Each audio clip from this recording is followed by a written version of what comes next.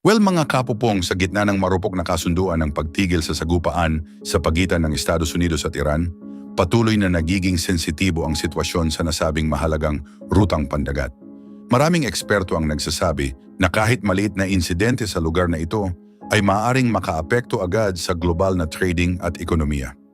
Sa mga oras na nagsimula ang serye ng air operations ng Estados Unidos kasama ang Israel laban sa mga pasilidad ng Iran, unti-unting lumawak ang tensyon. Hindi lang ito nanatili sa lupa, kundi umabot din sa karagatan, pati sa larangan ng diplomasya at ekonomiya.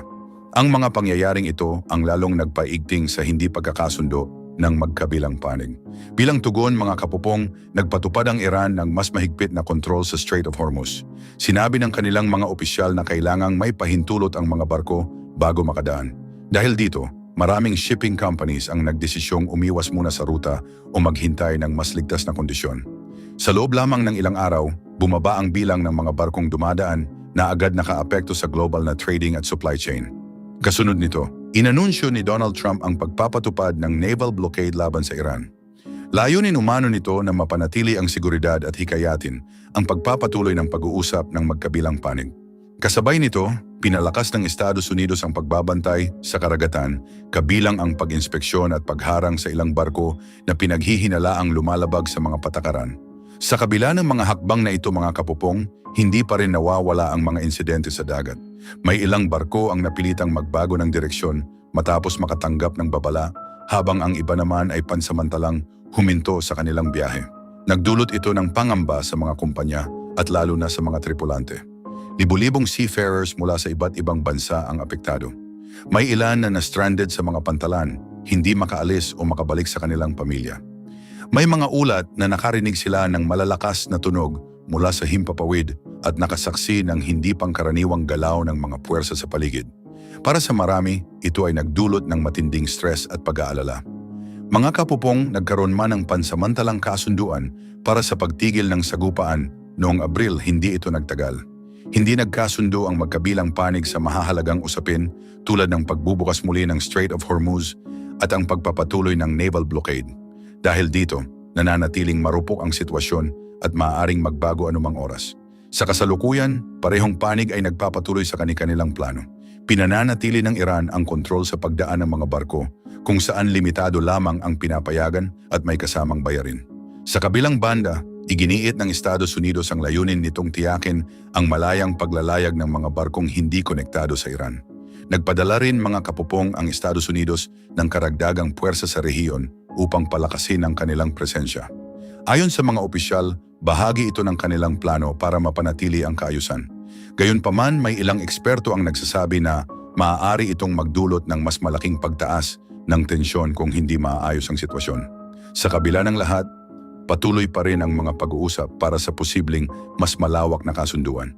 Sinabi ng mga opisyal na may pagkakataon pa para sa maayos na solusyon, ngunit mabagal ang progreso at maraming hamon ang kailangang lampasan. Mga kapupong, ramdam din ang epekto nito sa ekonomiya ng iba't ibang bansa. Dahil sa pagbawas ng mga barkong dumadaan sa Strait of Hormuz, naapektuhan ang supply ng oil at iba pang produkto. Nagdulot ito ng pagbabago sa presyo sa merkado, na nararamdaman sa iba't ibang bahagi ng mundo. Sa kabila ng tensyon, may ilang barko pa ring dumadaan sa mga oras na bahagyang humuhupa ang sitwasyon. Ngunit nananatiling mababa ang bilang nito dahil sa patuloy na pag-iingat ng mga kumpanya at piloto.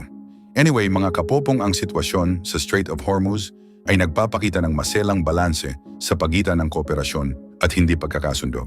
Habang nagpapatuloy ang mga plano at pag-uusap, nananatiling nakatutok ang mga tao sa mundo sa inaasahang magiging direksyon ng kasalukuyang krisis. Well mga kapopong, patuloy ang pag-init ng usapin sa pambansang budget matapos lumabas ang magkakaibang pahayag mula sa mga pangunahing opisyal ng pamahalaan. Umiikot ang kontrobersya sa naging proseso ng Bicameral Conference Committee, kung saan pinagtutugma ang bersyon ng budget mula sa House at Senado bago ito tuluyang aprubahan. Sa gitna nito, sinabi ni Remulla na isinasaalang-alang ang posibilidad na maisama si Zaldico sa pangunahing reklamo laban kina Martin Romualdez at Francis Escudero. Ayon kay Remulla, may mga ebidensyang sinusuri na maaaring magpakita ng partisipasyon ni Zaldico sa ilang mahahalagang desisyon na ginawa sa loob ng Bicameral Conference Committee, lalo na sa mga usaping may kinalaman sa alokasyon ng pondo. Ipinaliwanag ni Remulla mga kapupong na hindi pa tapos ang investigasyon at patuloy pang kinakalap ang mga detalye. Ngunit kung mapapatunayan na may malaking ang impluensya si Zaldico, maaari siyang madagdag sa mga respondent sa kaso. Giit niya, mahalagang maging maingat at fair ang proseso upang matiyak na walang mapagbibintangan ng walang sapat na basehan. Sa panig ni Romualdez, nilinaw niyang hindi siya ang may direktang kontrol sa bawat detalyeng napagkasunduan sa Bicameral Conference Committee. Sinabi niya na sina Zaldico at Escudero ang mas naging aktibo sa ilang bahagi ng talakayan. Ayon sa kanya, naroon si Zaldico sa mga pagpupulong at nakapagbigay ng suhestyon na kalaunan ay naisama sa pinal na bersyon ng budget. Dagdag pa ni Romualdez mga kapupong, ang Bicameral Conference Committee ay hindi pinamumunuan ng iisang tao lamang. Ito ay kolektibong proseso kung saan nagkakaroon ng kasunduan ang mga miyembro mula sa dalawang kapulungan. Para sa kanya, hindi tama na iisang individual ang ituro bilang responsable sa kabuuang resulta. Pero mga kapupong, mariing itinanggi ni Escudero ang mga paratang na may mali siyang ginawa. Inamin niya na maaaring naging mahalaga ang papel ni Zaldico bilang resource person. Ngunit sinabi niyang, ang pinal na desisyon ay nananatiling nasa kamay ng mga mambabatas. Binigyang diin niya na ang mga taong iniimbitahan sa ganitong mga pag-attend ay nagbibigay lamang ng teknikal na kaalaman at hindi bahagi ng opisyal na pagboto. Ayon pa kay Escudero mga kapupong, malinaw ang mga patakaran sa Bicameral Conference Committee at kinakailangang magkasundo ang House at Senado bago maaprubahan ang anumang pagbabago. Hindi rin aniya makatotohanan ang ideya na kayang kontrolin ng isang pribadong individual ang buong proseso. Dahil sa mga pangyayaring ito, muling nabuksan ang usapin tungkol sa transparency sa paggawa ng budget. May ilang eksperto ang nagsasabing dapat higpitan ang mga patakaran, lalo na sa presensya ng mga hindi opisyal na kalahok sa mahahalagang diskusyon.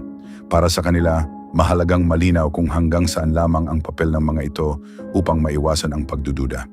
Anyway, in legal aspect mga kapupong, sinasabi ng ilang eksperto na mahalaga ang malinaw na ebidensya upang mapatunayan kung may naging hindi tamang koordinasyon. Isa ito sa pangunahing tinitingnan sa kasalukuyang investigasyon, lalo na kung may kinalaman sa paggamit ng pampublikong pondo. Sa Kongreso, mga kapupong, hati ang opinyon ng mga mambabatas. May ilan na nananawagan ng pagbabago sa sistema upang maging mas bukas ito sa publiko, habang ang iba naman ay nagsasabing hintayin muna ang resulta ng investigasyon bago magbigay ng matinding pahayag. Sa mga oras na patuloy ang pag-usisa sa isyong ito, kapansin-pansin ang pagtaas ng interes ng publiko. Marami ang nais makatiyak na ang pondo ng bayan ay ginagamit ng tama at naaayon sa batas. Parehong nagpahayag sina Romualdez at Escudero ng kahandaang makipagtulungan sa anumang investigasyon. Para sa kanila, mahalagang malinawan ang lahat upang mapanatili ang tiwala ng mamamayan. Well anyway, mga kapupong, nagpapatuloy ang pangangalap ng ebidensya ng Department of Justice. Ayon kay Remulla, ang magiging direksyon ng kaso ay nakasalalay sa lalim at tibay ng mga impormasyong makukuha. Ang layunin mga kapupong ay hindi lamang resolbahin ang isyong ito, kundi mas mapalakas pa ang sistema ng pananagutan sa pamahalaan.